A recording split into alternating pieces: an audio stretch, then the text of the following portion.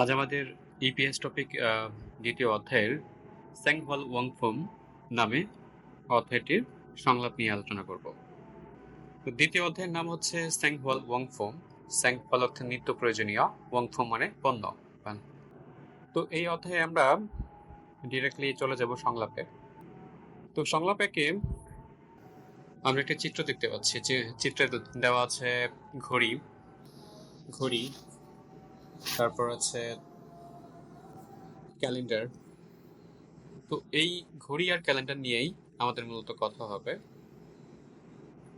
তো আসুন সংলাপে কি আছে দেখে নিয়ে। তো সংলাপটা হচ্ছে দুইজন ব্যক্তির সাথে কথোপকথন হচ্ছে। প্রথমে হচ্ছে যাহারা, আমরা বলবো যারা। তারপর হচ্ছে ইউজিন, ইউজিন। তো যারা প্রথমে বলতেছে ইউজন শি। ইউজিন অর্থ হচ্ছে একজন ব্যক্তি, সি মানে মিস্টার বা মিসেস বা মিস বোঝায়। সো ইউজন শি, ইউজিন সাহেব। ইগন মোয়েও, এটি কি? ইগন অর্থ হচ্ছে এটা বা এটি। মোয়েও অর্থ হচ্ছে কি। তাহলে ইয়োজেন শি, ইগন মোয়েও, ইয়োজেন সাহেব, এটা কি? এটা কি?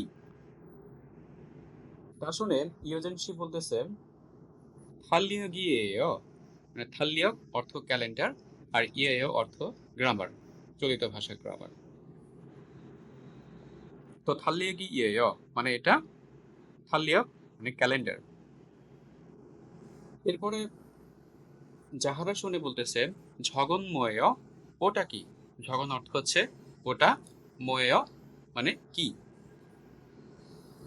তখন ইয়োজিন বলতেছে আ ঝগন শিগেয়, মানে ঝগন অর্থ ওটা, শিগে মানে ঘড়ি, ওটা একটি ঘড়ি। ফেহোয়া ইল মানে প্রথম সংলাপ আমাদের শেষ হয়ে গেল। দ্বিতীয় সংলাপে একটা চিত্র দেখতে পাচ্ছি আমরা। তো এই চিত্র নিয়ে দুজন ব্যক্তি কথোপকথন করবে। একজন ব্যক্তির নাম হচ্ছে ইউসুফ, আর একজন হচ্ছে আগুন। তো প্রথমেই ইউসুফ সাহেব জিজ্ঞেস করতেছে আগুনকে,